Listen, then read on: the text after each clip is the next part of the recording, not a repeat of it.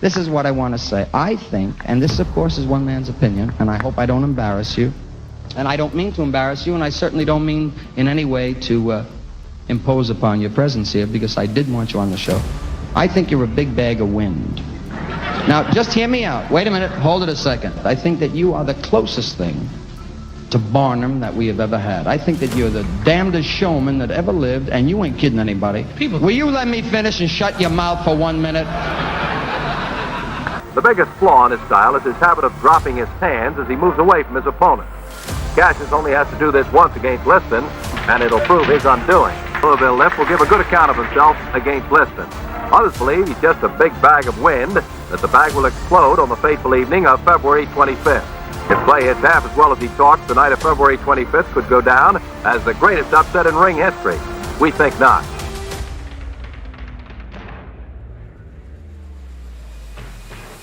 I became very friendly with Muhammad Ali.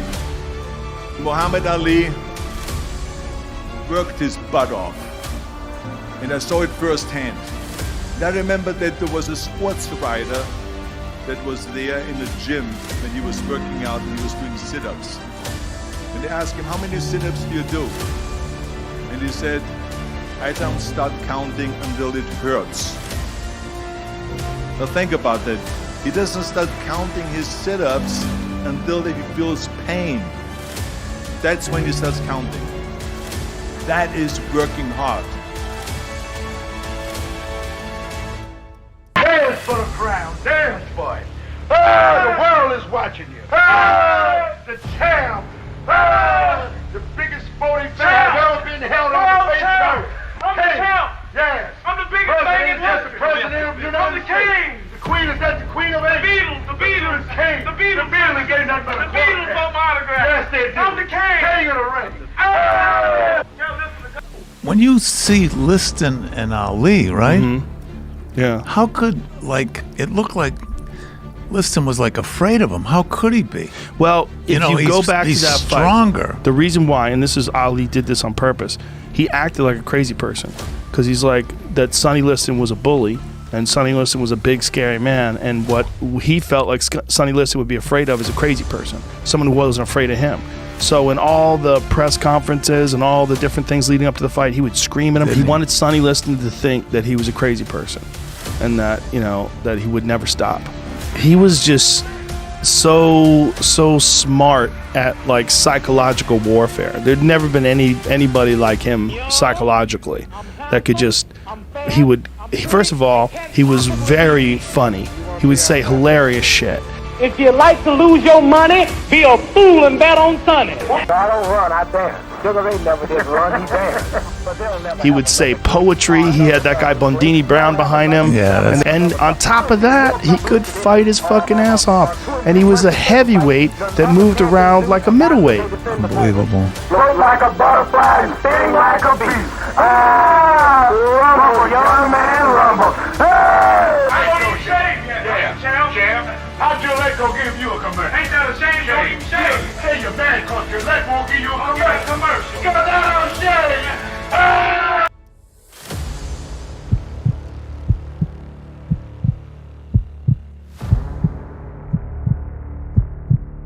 You saw him on television, there was no one more beautiful. You saw him walking down the street, he was a beautiful thing to see. What a phenomenon. You had to see him, even if you pulled against him, you wanted to be a part of it. All of you chumps are gonna bow when I whoop him. All of you. I know you got him. I know you got him picked, but the man's in trouble. I'm gonna show you how great I am. He had style and class. He was tall and good looking. Everything you'd want from a boxer, wrestler, football player. And to be honest with you, he belonged to the arts because he had porn, poetry. He had it all. I got into the ring when I fought him expecting a big brute or somebody who could box, who could jab, who could punch. I didn't find any of that. But what I did find was a presence like none other. I think Muhammad Ali and I did something for the world because people, Saudi Arabia, China, Japan, all over Africa, Europe, they all stood up at weird hours of the morning and night to see that fight. And they looked at it from Africa and they saw two men contending. One was supposed to win and the other had no chance. Muhammad Ali didn't have a lot of muscles. He wasn't all that strong. I'd been in the ring with stronger human beings. This man's presence dominated that fight. We were watching Ali get beaten up as an old man. Even as was a young kid, he's not going to quit. You got to kill him. He won't quit. You could do whatever you want to do. He was going to be on his feet for the next round. Never seen that kind of presence in a human being. They were shocked to see the Muhammad Ali win that fight. I don't think our sport will ever be the same again.